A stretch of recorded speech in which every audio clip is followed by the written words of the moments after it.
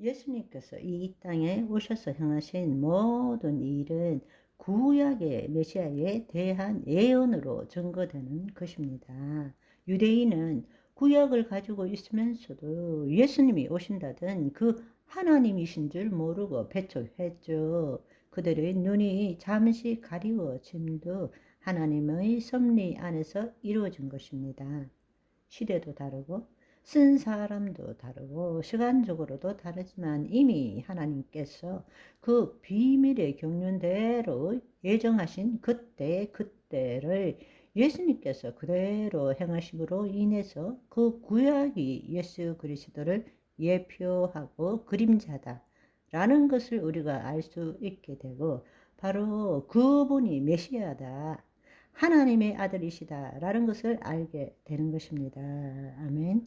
우리는 이제 그 성령님을 통해서 성령 안에서 이 절기가 어떻게 예수님을 예표하는 그림자가 되는가.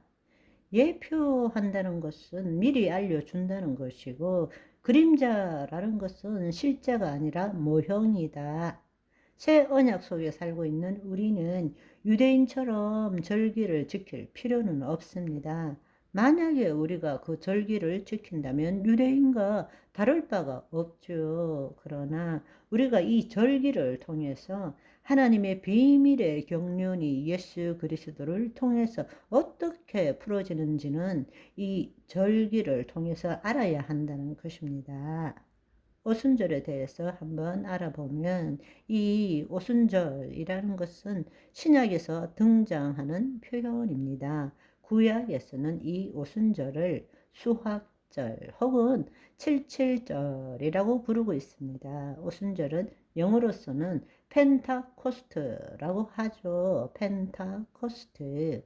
그렇게 번역된 것은 레위기 23장 16절에 50일을 헬라어로 번역한 70인역에 근거한 것이고, 6월절의 행사로 첫 안식일 다음날, 바로 다음날 안식 후 첫날 첫 수확한 보리단을 하나님께 드리는 초실절입니다. 그 부활하신 날이 안식 후 다음날이고, 바로 그날이 첫 수확한 보리단을 하나님께 드리는 초실절입니다. 그러니까 부활절, 초실절부터 시작해서 50일이 되는 명절이란 뜻입니다. 오순절이란 뜻이.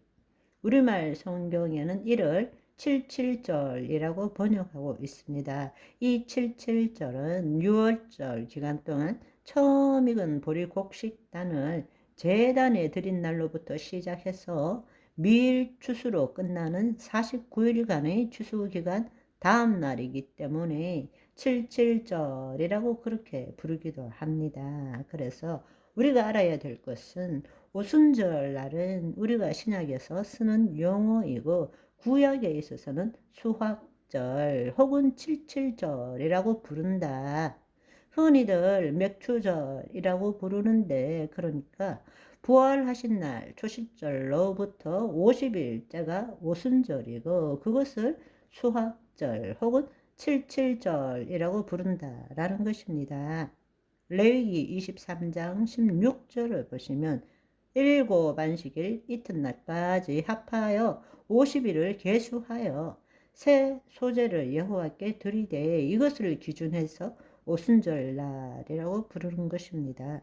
구약의 절기를 볼 때 오순절은 유대인들이 출애굽한 후에 시나이 산에서 율법을 받은 날입니다. 구약적으로 볼 때, 그러니까 출애굽한 후에 50일 뒤에 시내산에서 모세가 중보자로 해서 하나님으로부터 율법을 받는 날이 바로 오순절 날입니다.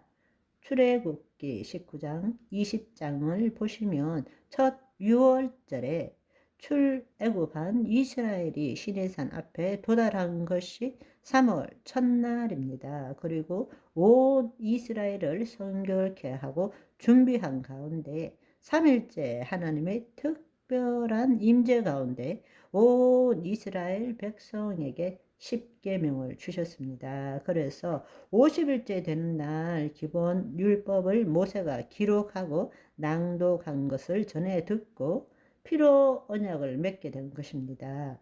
모세가 그 피를 가지고 백성들에게 뿌리며 이르되 이는 여호와께서 이 모든 말씀에 대하여 너희와 세운 언약의 피니라 라고 말씀하신 것입니다. 그러니까 출애굽한 후에 다른 말로 홍해를 건넌 후부터 시작해서 50일째 되는 날 호렙산 즉 시내산에서 그 백성들과 하나님이 모세를 중보자로 세워 구약을 맺었다.